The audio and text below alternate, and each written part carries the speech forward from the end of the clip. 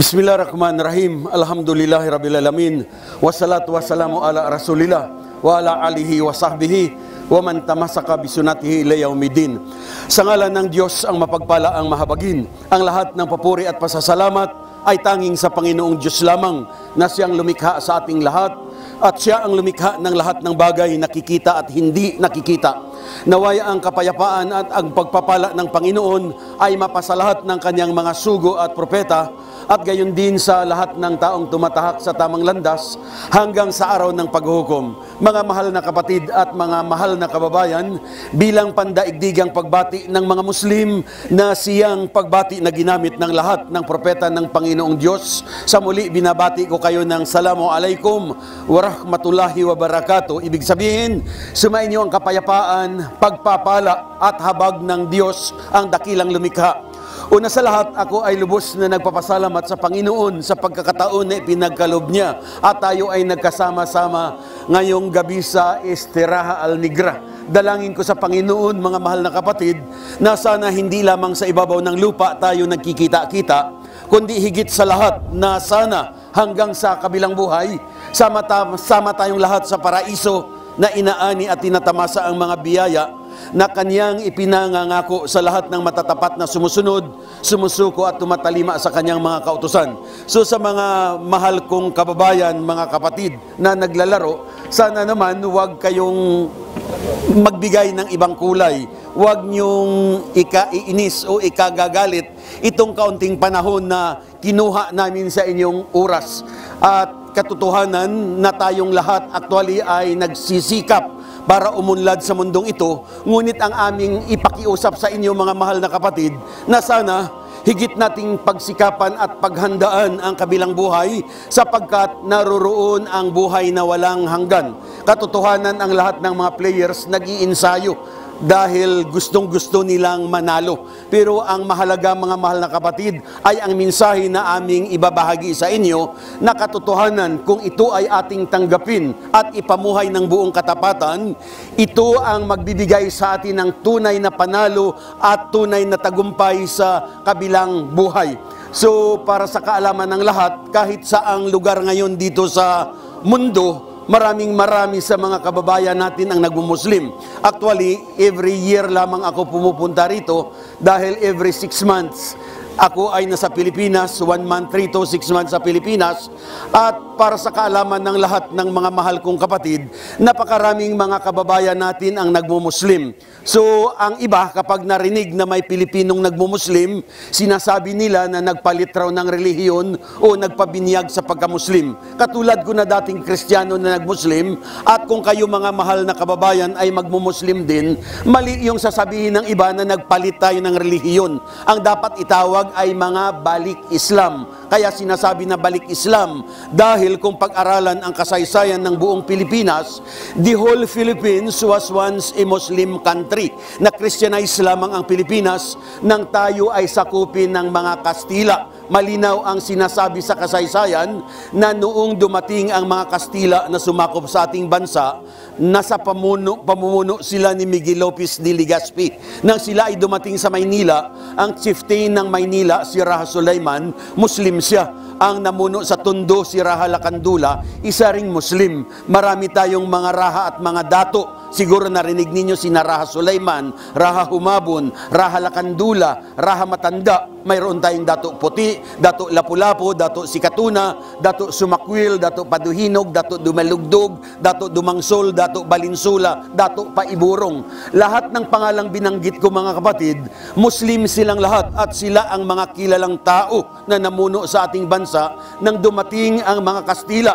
At sa pagdating ng mga Kastila, doon lamang nila sinimulan ituro yung doktrina ng sangalan ng Ama, ng Anak at ng Diyos Espiritu Santo. Pero bago sila dumating, ulitin ko, ang ating mga ninuno, Muslim silang lahat. Ang kanilang relihiyon ay Islam. Kaya inuulit ko mga mahal na kapatid, kung maraming Pilipino ngayon ang nagmumuslim, mali na sabihin natin na pinalitan nila ang kanilang relihiyon, kundi binalikan lamang ang tunay na pananampalataya ng ating mga kanununuan. At ang isang bagay pa mga kapatid na dapat nating malaman, na kung ikaw ay magmumuslim, hindi mo tatalikuran o itatakwil si Hesukristo. Dahil ang katotohanan, ang mga Muslim ang tunay na sumusunod, nagmamahal at gumagalang kay Kristo bilang dakilang propeta ng Diyos. Paniwalaan natin na si Jesus, gumawa siya ng maraming milagro, katulad ng binuhay niya ang patay, pinakita ang mata ng mga bulag,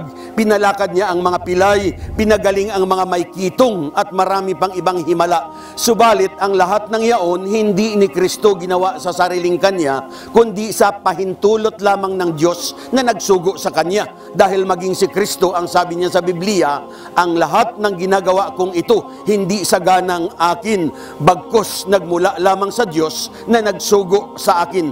So, crystal clear na nagampanan ni Jesus ang lahat ng himala o milagro, hindi sa sariling kanya, kundi sa pahintulot lamang ng Diyos na nagsugo sa kanya. At ang mga Muslim, mga mahal na kapatid, naniniwala rin na si Jesus, isinilang siya na walang tatay o ama. Ngunit hindi nangangahulugan na kung wala siyang tatay ay tatawagin nating anak ng Diyos. Dapat nating malaman lahat na ang tunay na Panginoong Diyos, kailanman ay hindi siya nagkaanak. Dahil kung gusto ng Diyos gumawa ng isang daang Hesukristo, napakadali sa Kanya. Sasabihin lamang niya, kun fayakun, meaning mangyari at mangyayari. Pero dapat nating malaman na ang Panginoong Diyos na siyang lumikha sa ating lahat, sa kanyang kapangyarihan, linikha niya ang sangkatauhan sa iba't ibang way o pamamaraan. Ang unang tao na linikha ng Diyos, mga kapatid, walang nanay at tatay siya na pinagmulan, at ito ay si Adan. Pangalawa, lumikha ang Diyos ng tao galing sa lalaki. Walang babae na pinagmulan, at ito ay si Eva, galing sa tadyang ni Adan. Pangatlo, lumikha ang Diyos ng tao galing sa babae at lalaki naman. Ito ay ang sangkatauhan, at kasama tayong lahat-lahat dahil galing tayo sa nanay at tatay. And finally, lumikha ang Diyos ng tao galing sa babae na walang lalaki na pinagmulan, at ito ay si Jesus Christ galing kay Virgin Mary. Kaya ang laging address kay Birhen Maria ay Birhen, dahil walang sino mang lalaki na nakagalaw sa kanya. Ito rin ang turo sa amin noong kami ay Kristiyano, na hindi tunay na tatay ni Jesus si Joseph Carpenter, kundi si Joseph ay inilagay lamang bilang tatay-tatayan, ngunit hindi siya physical o biological father ni Jesus Christ. Kaya ang dapat lamang sambahin, mga mahal na kapatid, walang iba kundi ang nag-iisang Panginoong Diyos, ang Diyos na lumikha sa ating lahat, ang Diyos na nagbigay ng buhay sa ating lahat, ang Diyos na nakaalam kung kailan tayo lahat-lahat mamamatay, at ang Diyos na magbabangon sa ating lahat, sa ating mga libingan sa araw ng paghuhukom, at siya lamang ang huhukom sa ating lahat-lahat, at siya yung ala na naririnig ninyo. Kaya huwag ninyong isipin, mga kapatid, na ang Allah ay Diyos lamang siya ng mga Muslim, dahil ang Allah, wala siyang kaibahan sa sinasabi natin na Panginoong Diyos na tagapaglikha, o ang tinatawag na God Almighty Creator. Siya ang Diyos na sinasamba ni Adan, ni Eva, ni Noah, ni Abraham, ni Ismail, ni Isaac, ni Jacob, ni Moises, ni Solomon, ni John the Baptist, ni Jesus Christ, at ni Muhammad, peace be upon them. So mga mahal na kapatid, ang tamang pananampalataya na ipinamuhay at ipinangaral ng lahat ng propeta ay itong Islam lamang. Kaya huwag na huwag ninyong isipin na ito ay bagong pananampalataya. Para sa kaalaman ninyo, walang ibang relihiyon na tatanggapin ang Panginoong Diyos kundi itong Islam lamang. Sinabi ng kapatid kanina na sinabi ng Allah sa banal na Quran, Inna dina indalahil Islam. Katotohanan, ang relihiyon na katanggap-tanggap lamang sa Panginoon o sa Allah ay ang Islam, ang pagsunod, pagsuko at pagtalima sa Kanya.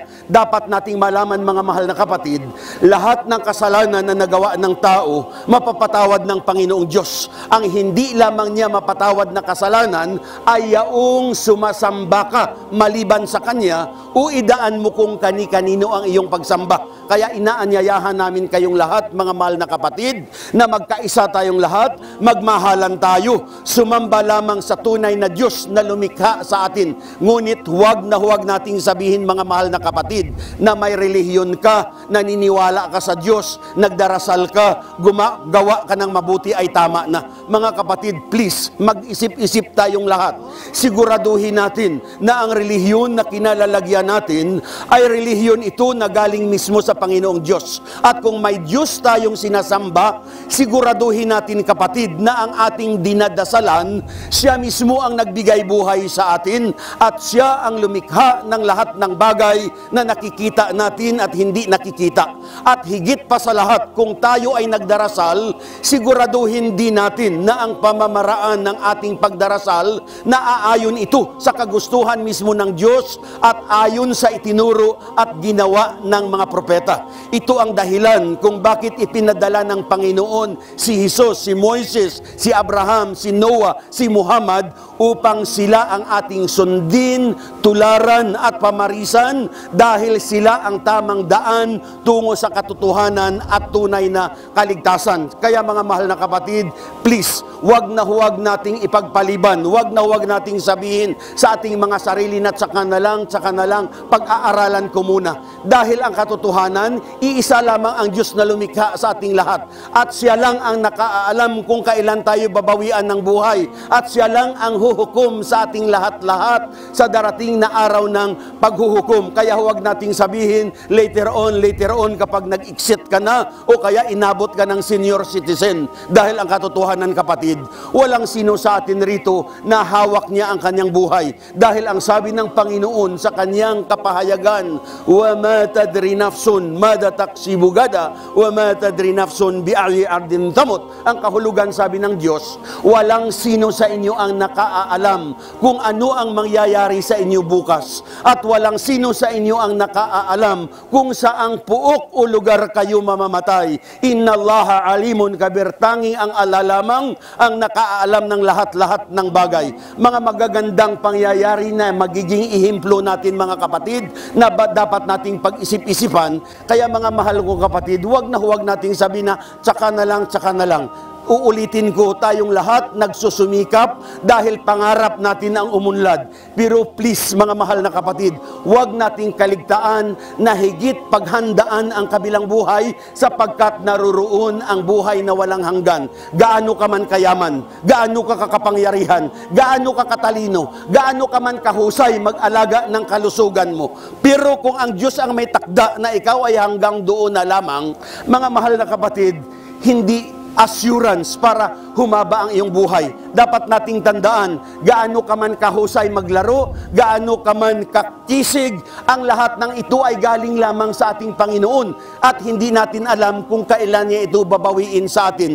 At ang huling pakiusap, mga kapatid, huwag ninyong husgahan ng Islam sa nakikita ninyo sa mga nagsasabing Muslim na mga pasaway, kundi tingnan natin ang Islam kung ano ang itinuturo at ang katuruan ang tanggapin natin at ipamuhay dahil ito ang tunay na magbibigay sa atin ng kaligayahan, kapayapaan, higit sa lahat ang kaligtasan sa darating na araw ng paghuhukom. Kaya't hindi pa huli ang lahat, mga mahal na kapatid. Matuto tayong magtanaw ng utang na loob sa ating tagapaglikha. Huwag tayong tumulad sa karamihan sa mga tao na naalaala lamang ang Diyos kung may sakit, kung may problema, kung may pangangailangan o kaya nakatanggap ng balita na naging biktima ng bagyo o lindol ang kanyang mga mahal sa buhay.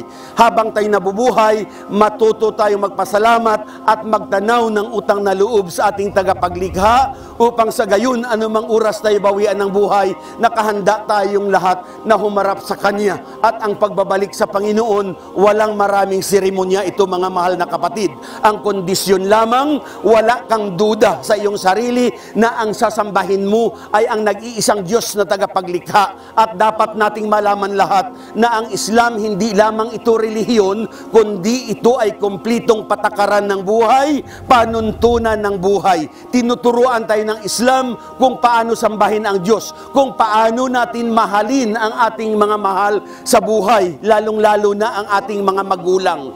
So, mga mahal kong kapatid, ayaw kong masyadong nakawin ang inyong mahabang panahon. Sa muli, nagpapasalamat ako sa Panginoong Diyos na tayong lahat ay igabay sa tamang landas nang kung hindi tayo muli magkita-kita, at least sa araw ng paghuhukom, sama tayo lahat sa paraiso na inaani at tinatamasa ang biyaya ng Panginoong Diyos na ipinangangako niya sa lahat ng tapat na sumusunod, sumusuko at sumasamba lamang sa Kanya. Sa muli, maraming salamat and best wishes. Congratulations sa sino mang mananalo at God bless you all. Wa akhir dawana alhamdulillah rabbil alamin. Assalamualaikum warahmatullahi wabarakatuh.